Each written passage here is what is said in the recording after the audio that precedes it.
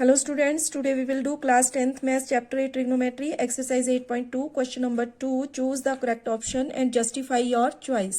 Third part में हमें दिया है sin 2a is equal to 2 sin a is true when a is equal to 0 degree 30 degree 45 degree 60 degree.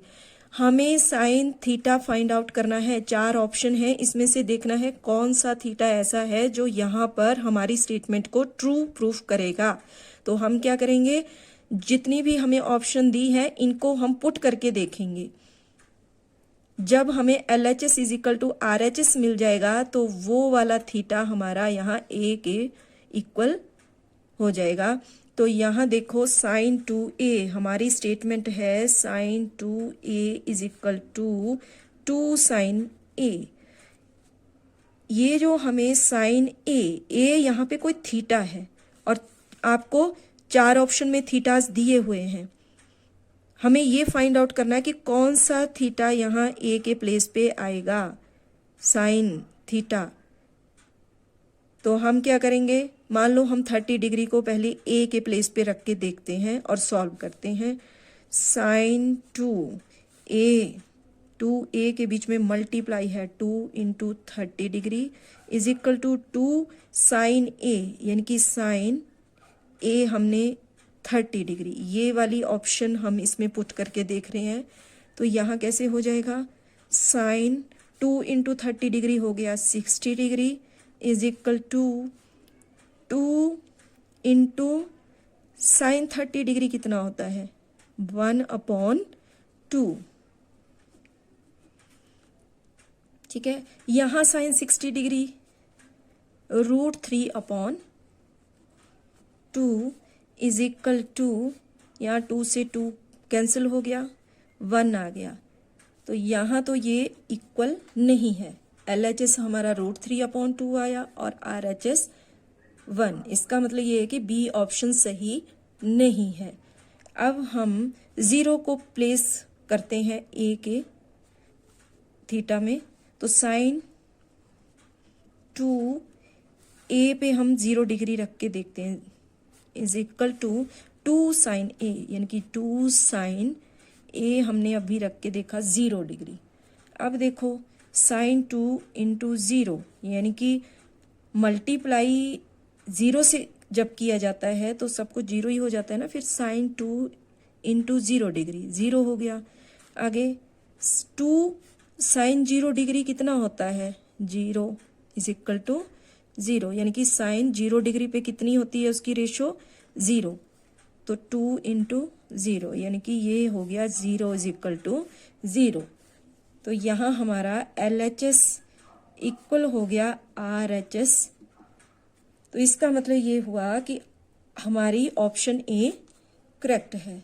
ए के place पे जब हम 0 पुट कर रहे हैं दोनों साइड में, तब हमारी ये वाली स्टेटमेंट ट्रू प्रूफ हो रही है, यानी कि यहाँ ए हमारा 0. नेक्स्ट है आपका फोर्थ पार्ट. फोर्थ में हमें दिया है 2 tan 30 degree upon 1 minus tan square 30 degree is equal to. तो इसमें भी चार ऑप्शन हैं, पहले सॉल्व करते हैं फिर देखते हैं कौन सी ऑप्शन इसमें सही है. तो 2 tan 30 degree 2 into tan 30 degree है 1/√3 upon 1 minus tan square 30 degree 1 minus tan 30 degree 1/√3. Square है तो स्क्वायर लगा लो. अब ऊपर वाले पार्ट को सॉल्व करो पहले. तो ये मल्टीप्लाई में है तो 2 1 जा 2 अपॉन √3 अपॉन, अब नीचे वाले पार्ट को 1 माइनस 1/√3 को 2 टाइम्स मल्टीप्लाई करो.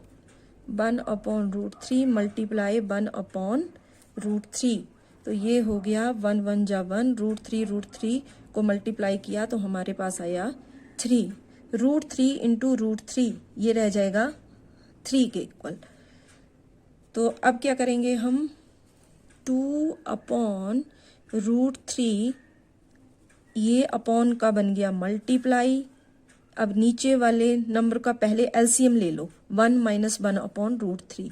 तो यहाँ अपॉन में कुछ नहीं है तो 1 लगा लो। अब देखो एलसीएम कितना आता है इसका, एलसीएम 3 आ गया ना इसका एलसीएम, 1 और 3 का एलसीएम 3 को डिनोमिनेटर से डिवाइड करो 3 आएगा, न्यूमरेटर से मल्टीप्लाई 3 माइनस 3 डिवाइड 3 1 1 1 जा 1, यानी कि हमारा ये बन गया 2/3। तो नीचे वाला पार्ट क्या हो गया, ऊपर तो यही रहा ना 2/√3 अपॉन, और इसका हमारा अब बन गया है 2/√3। अब हम क्या करेंगे, 2/√3 एज इट इज, ये जो अपॉन है इसका बन गया मल्टीप्लाई, और नीचे वाले नंबर को हमने लिख दिया रेसिप्रोकल, 3 ऊपर आ गया अपॉन 2।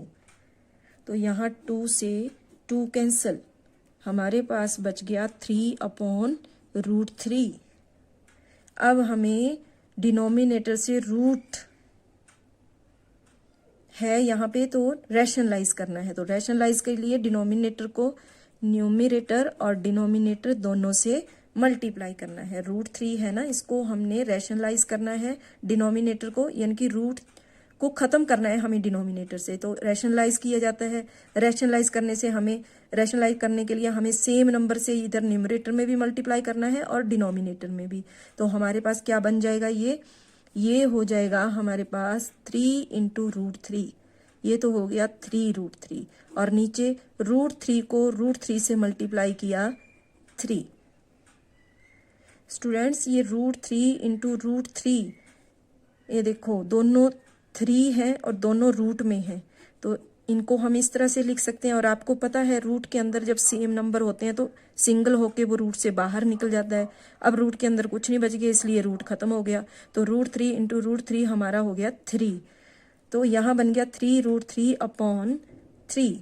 अब देखो 3 से 3 यहाँ कैंसिल, हमारे पास आ गया √3। अब देखो ऑप्शन में कि किसकी ट्रिग्नोमेट्रिक रेशो √3 है, cos 60 ये तो 1/2 है, sin 60 √3/2, tan 60 √3, यानी कि हमारा आंसर √3 है, तो इसका मतलब ऑप्शन सी करेक्ट है। तो ये हो गया आपके क्वेश्चन नंबर 2 के 3rd और 4th पार्ट। Thank you.